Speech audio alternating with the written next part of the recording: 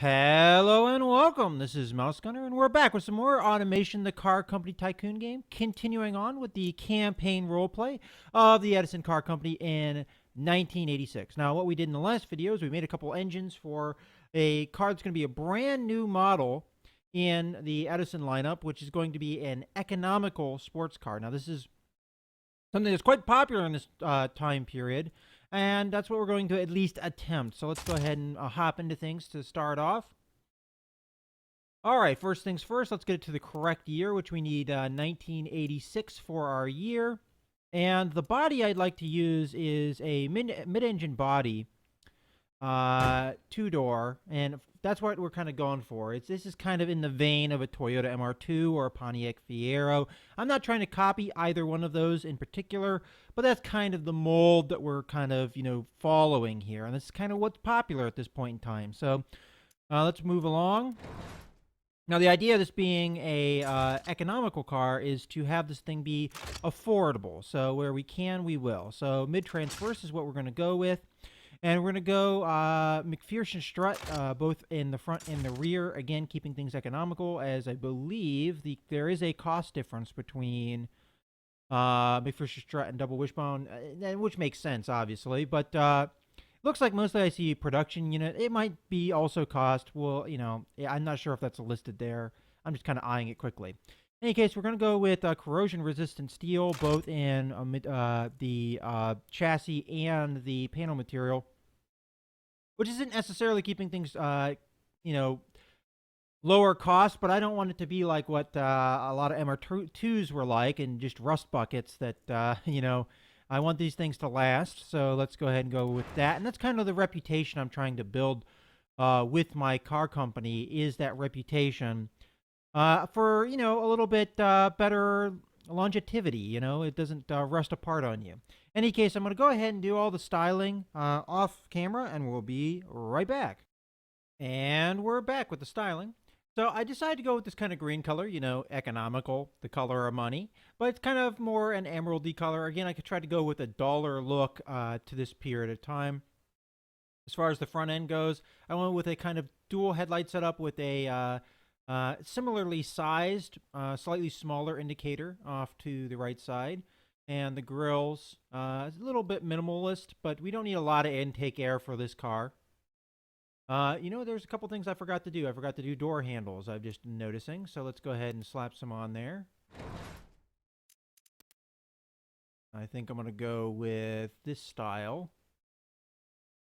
but a little bit bigger. There we go. And then we have the side intake here, which you're going to need with a mid-engine mount, obviously, because you have to route that air back to the engine somehow. And then the rear, we have a couple taillights and a place for our license plate, as well as two vents here to help cool the engine. All right, so let's go ahead and get going with the other changes. Now I'm going to have to probably do that. There we go. Okay, so I already selected transverse rear-wheel drive. And let's go ahead and put our engine in. So we have two different engines we're going to be using. First, let's go with the base engine, which is going to be the L135, but the 86 variant, which is right here. And I want the 2.2 high output. All right, that's good. Everything is in place. So let's go ahead and go to our engine just to reiterate what kind of power we we're going to expect out of this. So we're getting 112 foot-pounds of torque and 100 horsepower. I've decided to start reiterating those stats more now. Okay, so we're going to go with a manual transmission version. Initially, this being more of a sports car, that makes sense. We're going to go with a 5-speed gearbox. And obviously, we're going to have to set up the top speed and spacing and everything later. Open differential. We're going to go with medium compound road, as this is still an economical car, so we're not going to go with the sports compound tires. We'll leave that up to the consumer to select sports compound tires if they wish. 15-inch rims is probably perfect, although the size of those tires need to increase, but it looks like, based off of the Where we have the wheel arches, I can only go up to 165s for right now. So that's something I'm going to have to kind of mess around with later. We're going to go with steel rims. No, you know what? We've been doing a lot of steel rims. I think in this time, I'm going to go with some alloys, and I'm going to choose these kind of star-shaped ones. We'll probably do the same thing with the Comet. So we've got some nice alloy rims there. Time to do our brakes. We're going to do a little bit of a divergence from what we normally do. Usually I was speaking, not drums, solid two-piston, yep. I would do drums in the rear. In this case, I'm going to do piston, disc brakes both in the front and the rear, this being a performance-oriented car. And the disc size, I might as well make them as big as they can be, and we'll see how that works for us later. Okay, so let's move on to the under tray here. We need fully clad. Get rid of the wing angle. We don't need that. Cooling airflow. Obviously, I usually like to go about 10 above what I normally am required to do, so roughly around there. And we're good for our airflow. For the interior, of course, 2 seats. We're going to go with standard interior and standard cassette. And this is going to have power steering. Now, for safety, I'm going to go with standard. And I might have even thought about doing basic for this, considering what type of car it is. But I think we'll go standard.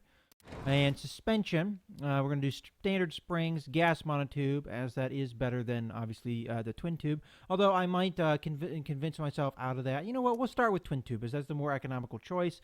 We'll go with passive sway bars, as that is the only choice open to us. And we'll go with the normal preset, and I'll, of course, adjust it from there.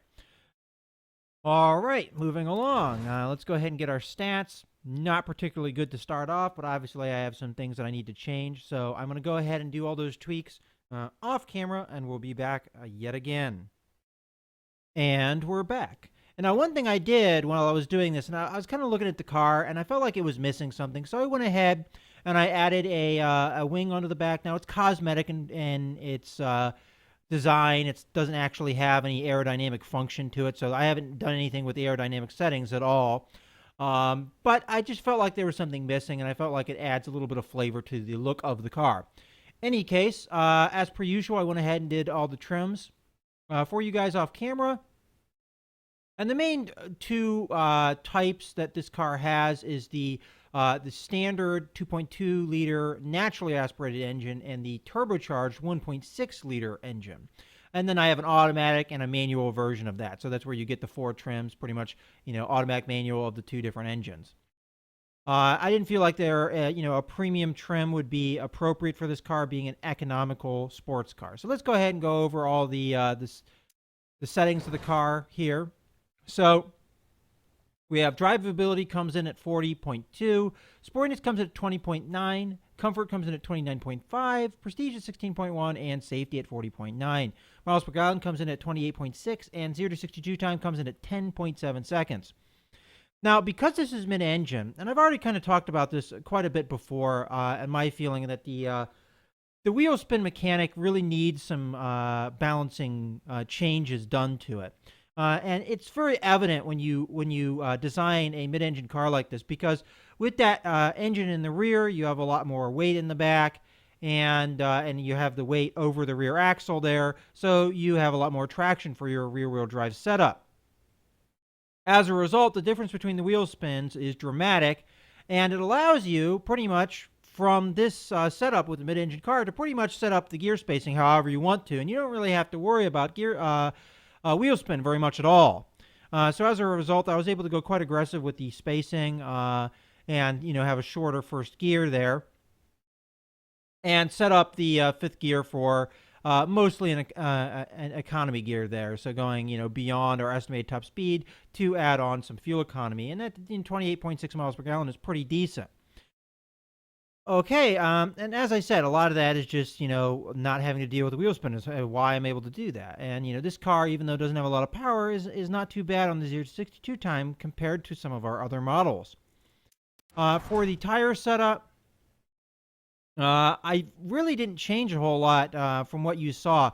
I tried making the tire widths wider than what the default setting was, And unfortunately, 165 is as wide as this car will allow me to do. Even with the wheel arches extended as far as they'll go, it wouldn't allow me to go any more than 165s for the tire width. Now, I was able to go wider in the rear, which I did do, and you can see the reason why I did that.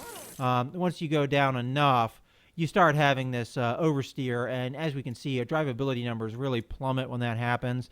So it's usually a good idea to not have that happen. But as I said, unfortunately, with this car body, I couldn't get the tires any wider than this. Honestly, I would have wanted to, and I kind of feel like it would have been me a little bit more realistic for what I was trying to build to have wider tires than this. But this is as wide as I could go. I did reduce the wheel diameter a bit, get a little bit lower profile tires, and I did go with the 15-inch rims, and you already know I went with alloy. Now for the brakes, you already know kind of the setup. I went with solid 2-piston and solid 2-piston. Now, one thing though I did do is I made the brake size smaller in the front than the rear. With that, a lot of the engine weight in the rear there, you kind of change the dynamic of how that weight balance works. You're going to still have the dynamic that under acceleration, you're going to have weight transfer to the rear, and under braking, you're going to have weight transfer to the front. But with that weight in the back, it's going to be, have enough demands on the rear brakes there that you're going to end up having the disc brakes being bigger in the rear to mitigate brake fade. Now, I was able to get rid of the brake fade. I did put the pad types a little bit more aggressive to get it completely down to 0. If I hadn't done that, there would have been, I think, 0.2% brake fade there. So we were able to get pretty good braking performance from this vehicle. Moving along, aerodynamics. Not exactly sure what's going on with this graph. It looks like it's glitched out a little bit. And, this is different than what I was seeing before, and I kind of almost wonder if it was because I added on the wing, or it could be that the everything's getting bugged out. As I said, there's no wing angle, so I'm not exactly sure why this has changed so much, and as far as I can tell, the stats haven't changed, so I'm not exactly sure what's going on here. Maybe it's just this graph tends to bug out a lot, especially like this. I've seen this so many times, I don't know what to tell you there. Moving along, you guys have already seen how I set up the interior setup, and this is going to be pretty much the same thing for all these different trims, so I'm probably going to kind of gloss past this in the future to kind of save time. Now, with my suspension setup, I ended up going with the gas monotube, which I kind of wasn't sure if I'd go that route or not, but I kind of talked myself into it. But with the suspension setup, now I've talked about this in the past. I usually go with the normal preset, even with a car that's supposed to be more performance oriented, because I feel like the normal preset is your better kind of compromise baseline, and then you kind of go from there. And the reason I do that is because even with the sport setup, yeah, I would get more sportiness, but it would be minimal improvement for a lot of drawbacks in other categories. So in my mind, it's better to go with the normal preset and kind of tweak from there than oftentimes go with, for instance, a comfort preset or a sport preset, depending on what you're trying to go for. But even with the normal preset, I did do quite a bit of tweaking with this particular car. For one thing, I went more negative camber than what the normal preset wanted me to have. I also, it had very soft springs in the front. I ended up stiffening that up, and evening it out pretty much. And the damper stiffness, I also increased that, and I also gave it a little bit of rear bias. And a lot of it is to smooth out the body bump graph here. I've been doing that a lot lately. I've been kind of eyeing the body bump graph and its response to my suspension changes. And before, with the normal preset, this was very jagged and I would say rough. I tried to smooth it out as much as possible, which is one of the reasons why I went a little bit with that rear bias with the dampers to do that. I also lowered the ride height quite a bit. With the way the suspension was set up, I could get away with that before I started running in the bottom out, so I did lower it quite a bit. And that aids in sportiness and roll angle and things like that. So that's all good for, handling and things around the track. Okay, so let's go over the detailed stats, and as per usual, I'm going to just, gloss over this stuff. If you want to look at anything in detail, go ahead and pause it. So I'm only going to keep these up for a few seconds, give you that opportunity. So we're going to go for drivability, sportiness, comfort, prestige, and finally, safety. Okay, so let's go ahead and look at our test track. Now, our test track results with 122 miles an hour for 122.2 miles an hour for our top speed. We already discussed the 0 to 62 time. Now, the one thing is the weight distribution seems a little bit too rear heavy to me. Honestly, that's almost the kind of numbers I would expect out of a rear engine car rather than a mid-engine car. It's gonna, with a mid-engine car, because the engine is behind the driver, you're still gonna have a little bit of rear rear bias, but that's a little bit extreme in my mind, this number. But again, I'm not using anything to compare with. I'm kind of just drawing that conclusion from the top of my mind, from my memory. So I could be wrong with that. Cornering G's seem not too bad, but honestly, we could have done a little bit better. I think if we've gotten better cornering G's and cornering speeds out of cars that were really not set up for that. But we'll see how we do on the test track. I'm going to assume we're going to do okay. Let's go ahead and do our run. Let's look at our numbers here. So we got 1 minute 45.62 seconds, which again, for our base car, not too bad. I guess it could have been a little bit better, but there we have it. So that's pretty much our base 2.2 liter engine with the manual. Now it's time to switch into the automatic. Now the automatic is going to be pretty much set up exactly the same. The only main difference is going to be that automatic transmission. So let's go ahead and look at that.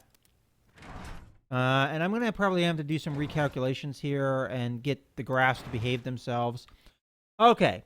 So first off, I did set up the gearbox quite a bit differently. First off, we have 4 gears rather than 5, so that's an obvious difference. But I also set up that 4th gear not to really be an economy gear, but a lot less.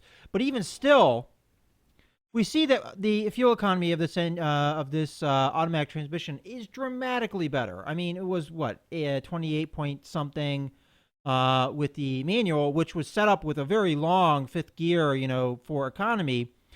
And this is not set up that way, and yet we're still getting a lot better economy. I don't know why automatic transmissions are set up the way they are in this game. There's a lot of things I don't agree with. First off, they easily get better fuel economy than manual transmissions, which makes absolutely no sense. That is only something that you'll see in modern transmissions, and that's mostly because, modern automatics are using 7, 8 gears a lot of times, which is why they're able to get better fuel economy than a manual transmission, or you use something like a CVT or something like that. Historically speaking, manual transmissions have always, for the longest time, been the better performer as far as fuel economy, but yet you don't see that in this game pretty much ever. Any case, 0 to 62 time is a little bit slower, 11.8 seconds. For that, obviously drivability, and you can see the direct comparison here. We get our bonuses, and that's because of the bonuses and minuses you get for just having an automatic transmission. So drivability, comfort would be your bonuses, and sportiness is your penalty. And safety, we have a little bit of drop off, mostly because of the weight difference, because yet again, automatic transmissions way less than manual transmissions, even though that makes absolutely no sense either. But moving along, we're going to have the same, tire setup. I already kind of discussed that, but we're going to go through things just so you guys can, look at the graphs and everything and, do your comparisons. We also have the brakes set up exactly the same way.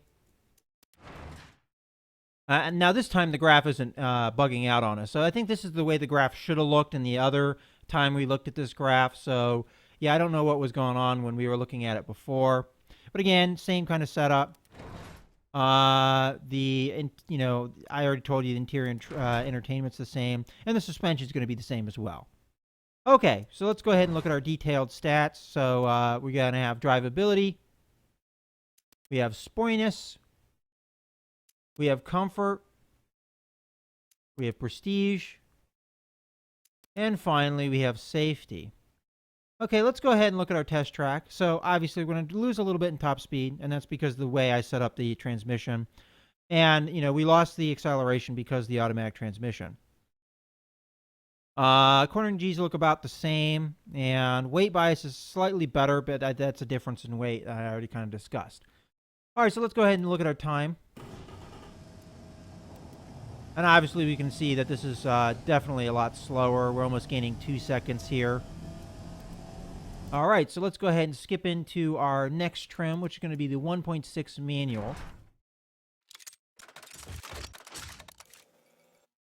Now, let's go ahead and look at the engine before we do anything else, because I want you guys to see what, the power is like and everything, in case you missed the engine build video. So we've got 141 horsepower and 128 foot-pounds of torque. This engine was set up pretty aggressive as far as the turbocharger and everything.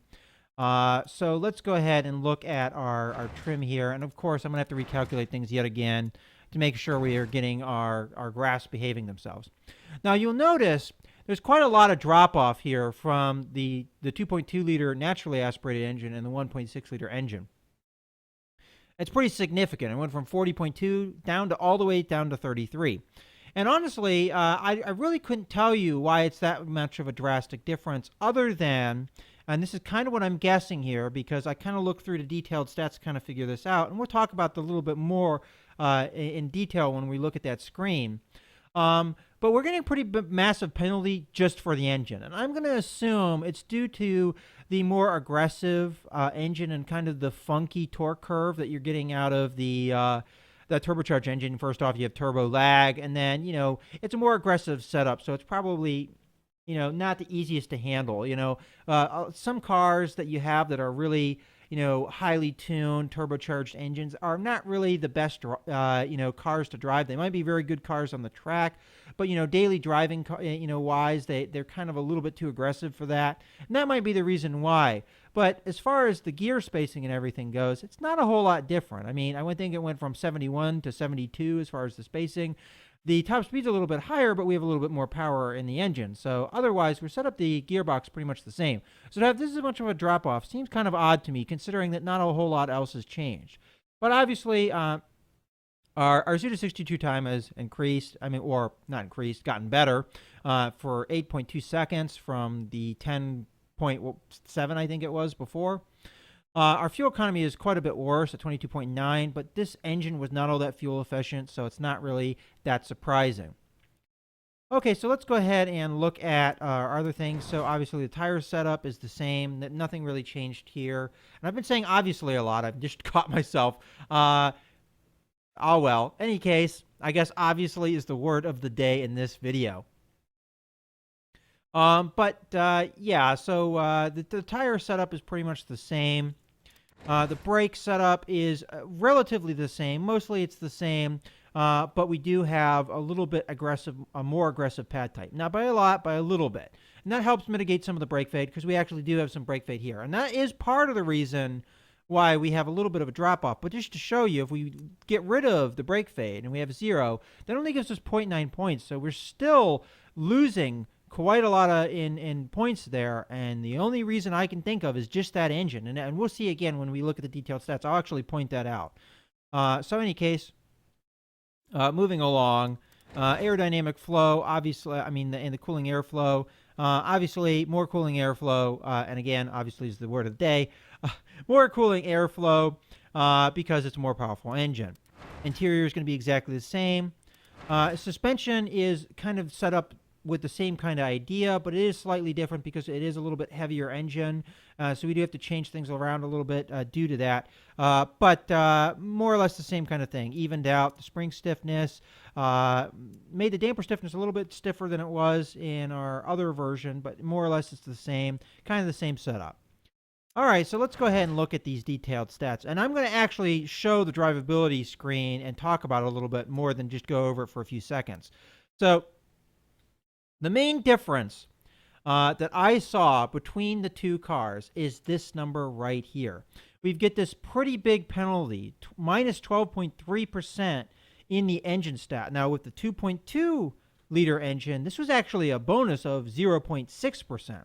So that alone has really hurt us. Now, we lost out a little bit in other categories, but not very significant, as far as, comparison-wise between the two. The main difference is right here.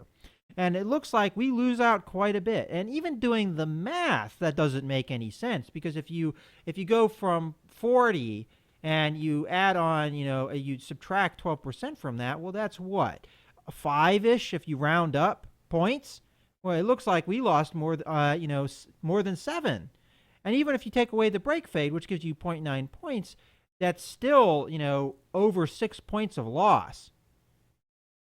So that mathematically doesn't make any sense. So we're still losing, more than a point in drivability from something, and I don't know what that something is. I mean, we lose out a little bit. The understeer, oversteer, I think, is a little bit worse, and there's a couple other stats that are a little bit worse. But again, I wouldn't even say they're a full percentage point worse. And to lose out, that much, and just because the engine seems a little bit off to me. I don't know. You guys can voice your own opinion if you want to of why you think there's such a drop off. But that's kind of what I'm kind of puzzled by this, honestly.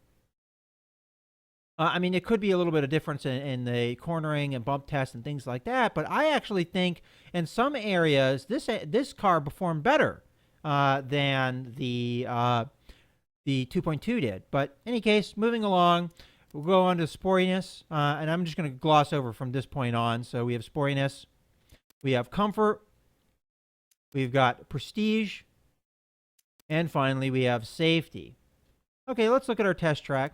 So test track wise, this is quite a bit quicker top speed wise, 136.1 miles an hour, pretty significant increase there.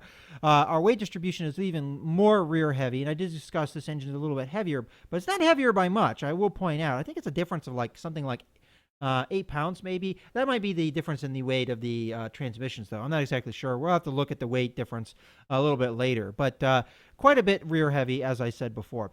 I'm not noticing a big difference in the quartering Gs. They look roughly the same, but obviously they're 0 to 62 times quicker. So I'm going to just guess here that we're going to have a pretty decent time here. So let's go ahead and look at the test track numbers here. So we got 1 minute 41.02. So quite a bit of improvement over our 2.2 liter engine. More than 4 seconds, if I remember correctly. I think 4.5, something like that. All right, so let's go ahead and jump in our last version. So we've got the 1.6 liter automatic. And again, this is going to be set up very similarly to the way that the manual transmission version was. So again, we're kind of skip over some steps, but mostly it's going to be the manual transmission. I mean, the manual transmission, automatic transmission is going to be the main difference here. So we have a little bit less top speed, but about the same spacing. And the end result is we get 0 to 62 time of 9.3. Again, we see the fuel economy is better with this version, which again is paradoxical. And you can see your direct comparison in stats there. Okay, moving along, tire setup is exactly the same. We've got the brakes exactly the same, but we do have less brake fade though because of automatic transmission being lighter, again paradoxically so. And then we have the aerodynamics, that stuff's not changed. And then we have the suspension, which has not changed either. But again, you get to see the graphs here if you want to look at that kind of stuff. And this is the only place I think you can see off-road beyond maybe a couple other areas. And it looks like we lost a little bit in off-road, which I think that makes kind of a little bit of sense. You have a little bit more control with a manual transmission when you're trying to do off-road type stuff. And this is definitely not a car that you would want to take off-road, but the stats are there if you want to see them. Let's go ahead and look at the detailed stats. So we have drivability, we have sporiness, we have comfort, we have prestige, and finally we have safety. Okay, so let's look at our test track here. We're going to lose a little bit in top speed, but actually not that much. I don't think it's that big of a difference. Our weight biases is not quite as bad because, again, automatic transmissions are lighter. Corner Gs look about the same. 0 to 62 times a little bit worse. So we can imagine this is going to fall somewhere in between the two manual versions. So, somewhere around 1 minute 43 probably. So let's look at that. Yeah, pretty much. 1 minute 43.19. Okay. So we're going to go ahead and stop that. And let's go ahead and look at our sandbox now so we can see our list here. And I'm gonna grab a couple cars for comparison here. We'll probably use the Luna as our main comparison. Yeah, that's probably good. Maybe the Star as well. There we go. That's really annoying to me that it jumps you in the list every time you click on anything. Okay, so looking at just our car and comparing itself, as far as the engine, let's go ahead and look. 1.6 manual versus 2.2. It is actually quite a bit of difference in weight. It looks like about 70 pounds. But the difference between the automatic is about, yeah, I was right. It's about 8 pounds. Yeah, looks like it. So as far as our numbers go, this kind of goes, how you would expect it to. The automatics are doing better in drivability, but the manuals are doing better in sportiness. Automatics went out on comfort. Now, prestige-wise, this is going to go pretty much with the power of the engine, pretty much. So the more powerful engines are getting more prestige. You got higher top speed and what have you. The safety goes along the lines of the weight. So obviously, the heavier engine has more safety. Reliability goes pretty much in order of the 2.2s are a little bit more reliable, and the turbocharged ones are a little bit less reliable. Obviously so. I mean, turbochargers, and obviously is again the word of the day. The turbocharged engine is, first off, turbocharged engines are going to be a little bit less reliable anyway, but this engine was, kind of pushed to its limits in any case, so it's a little bit less reliable. But comparing it to our Luna, for instance, it's actually not that bad. I mean, the Luna is one of our more reliable cars. I think the most reliable was the Asteroid. But I think the second most reliable of the cars that we have is this the Luna. And we're not actually that far off of it from it. When you compare it to the Star, I would say we're more or less along the lines of the Star. Now that we don't have a premium trim to compare, and premium trims tend to have have a little bit less reliability. But if we look at the standard trims here versus all of our trims, it looks like we're more or less right along the same lines as what we're getting out of the Star, maybe a little bit better. So that's good to see. It's actually surprising to me, honestly, because I didn't think that either of these engines were all that reliable. Economy-wise, again, very fantastic numbers. As a matter of fact, we beat out the Luna, which is, I think, our second best economy-wise in most areas. So our most economical engine is going to be the 2.2 with the automatic, whereas if we look at the Luna with the 1.6 automatic, you're only getting 28.5, so we beat that pretty handily. Even our manual 2.2 beats the best engine that the Luna has, so that's actually pretty surprising how good the economy is for this car. But it is pretty lightweight. I mean, the Luna's lighter weight, but it's pretty lightweight, and it's very interesting to see. Our actual production unit cost and material cost is interesting to see as well. It kind of falls in between the Star and the Luna. If you ignore the premium trim here, in the premium trims for the Star, it's kind of falling in between the two. So if you look at the 2.4 versus our best trim, it looks like we're a little bit more production at time, or I guess, not necessarily our best trim, but, well, I guess this is with a manual transmission though. So automatic to automatic looks like it's a little bit better, but it's not quite as good as our Luna. So it kind of falls in the middle there. And cost-wise, I'd say it falls along the lines of the Star. It's about the same cost, it looks like, which is good. I think that's exactly what we were looking for. A car that is sporty, but costs about the same as, your midsize family sedan. That's exactly where we want it to be. So I think we succeeded perfectly with that. The cost and how long it takes to build, pretty much right on line with that. So I'm pretty happy with the way that this car turned out. Again, I'm kind of puzzled with the drop off with the turbocharged engine and drivability, but we definitely gain out in the sporiness here, which makes sense. I'm actually surprised that it's got better comfort, though. That doesn't make sense. I mean, if you're going to hit me with a big penalty in drivability, why do we gain a bonus in comfort? That's kind of weird. But in any case, I hope you guys have enjoyed this video. This is Mouse Gunner signing out.